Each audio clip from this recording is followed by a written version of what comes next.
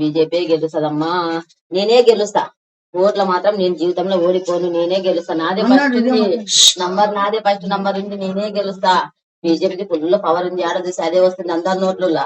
నేనే గెలుస్తా. గెలిచిన కూడా నన్ను పెట్టారు, నాకు ఒత్తిడి పెట్టిండ్రు, నన్ను బెదిరిస్తున్నారు, ఏమేమో మ్యాటర్లు పెడుతున్నారు ఫోన్లు అన్నాడు. అవి ఎవరో పెడుతుంటారు బెదిరిపు, నాకు అది ఇస్తాడు డూసు. ఎవరైనా ఊరోళ్ళు ఎవరైనా తాగొచ్చులో ఈ ఊరికి పెడుతుంటారు అట్లా భయపెట్టాలని. భయపడకు, ధైర్యంగా ఉండి నీవని చెప్పినాము.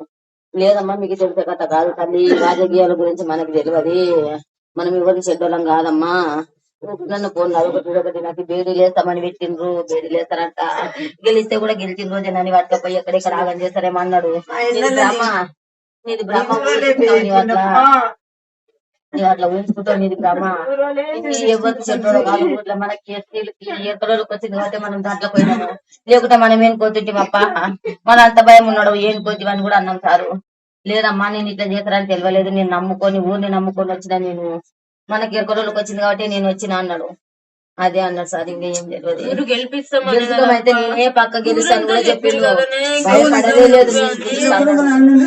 గెలుస్తాడు మళ్ళీ నన్ను భయపెట్టిస్తున్నారు అన్నారు సార్.